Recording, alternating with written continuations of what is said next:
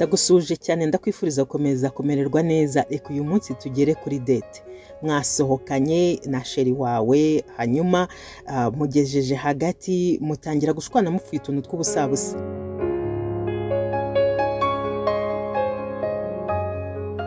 Wenda ubonye ari gukunda kureba muri telefone cyane, cyangwa se ubonye yitegereje umuseriveri, cyangwa se hari akandi kantu akoze ariko wumva ntabwo kagushimishije, ariko noneho ukamwereka yuko katagushimishije, ukirakazwa muri kwa kugira ngo aguhe keya, akwihohoreho, akwinginge, niba ngombwa gufata guhobere cyane, niba ngombwa gufata gusome.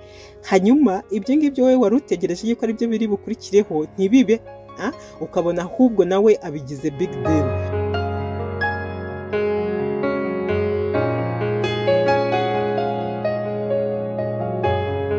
Agatangira kwibaza ukuntu murakariye, agatangira kwibaza ukuntu uri kwipfusha ubusa, agatangira kwibaza ibyo uri kwikora bikamucanga. Noneho ibyo ngibyo bigatuma uko mwari mwasohotse bihagarara, mugataha bicicitsemo kabiri, muratashye ntabwo mubirangije nyamara byari biryoshye.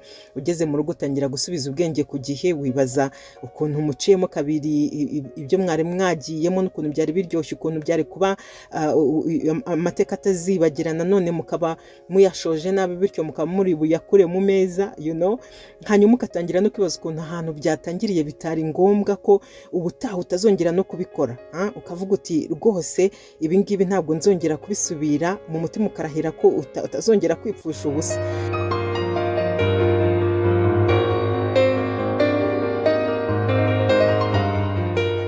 Ariko bidateye kabiri ukongera muri mu bindi bintu, muri kuvugana kuri call, cyangwa se mwasohokanye, mwakoze iki, mwaba mutangiye kuvugana, ugatangira kumubaza ibindi bintu bisa naho bibishye byo murimo, aho kugira ngo call yawe ayishimire, avuga ati navuganye n'umukunzi, ahubwo agatangira gusubiza ibibazo bimeze nk'iperereza. Kuki udaheruka kumpamagara, kuki byagenze gutya, kuki nakwandikiye ntusubize, kuki wandiye sine bla bla, ese kuki mbona uri kunyanga.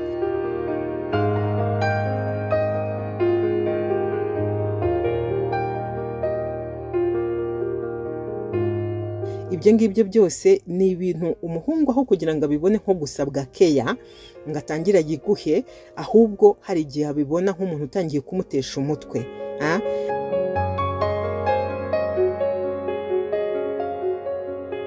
None se uzi ko iyo ukunda kwikora ibi ngibi kenshi, noneho hari ku mwanya wo kongera gusharija urukundo ukaba mukeya, donc ugasanga inshuro bikora ni nyinshi ku buryo umuhungu atabona umwanya wo kwishimira urukundo murimo, bituma rwa rukundo rwanyu rugenda rugabanyuka buhoro buhoro buhoro buhoro.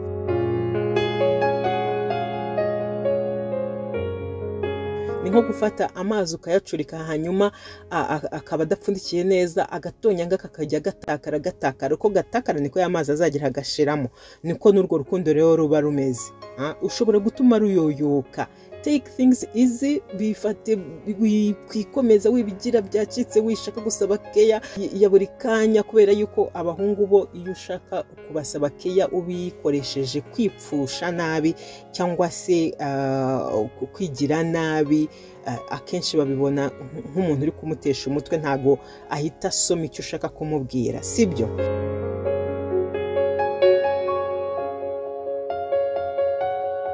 Ikintu ugomba kuzirikana ni kimwe, abagabo n'abagore baratandukanye, abahungu n'abakobwa baratandukanye. Mu gihe umukobwa aba ashaka gukomeza kubwirwa amagambo meza, gukorerwa ibintu navuga yuko ari nk'urukundo rushyushye, kugufata ikiganza, kugufata ku rutugu, kwicara mukegerana mukaganira, mukaba muri kumwe kenshi, ubundi buzima bugahagarara, ugasanga umutima nta handi uterera kuri wowe gusa. Burya biriya bigirwa n'abakobwa, abahungu bigira ni bake pe, ni bakeya, akenshi bigirwa n'abakobwa. Rero nubishaka kugira ngo bikuviremo ikintu cyiza, ahubwo uzashiduka urukundo ruryoyotse, uzashiduka wa muntu wari urimo icyizere cy'uko muzabana, mushwanye akabaragiye nyine, akabaguciye mu myanya y'intoki yawe.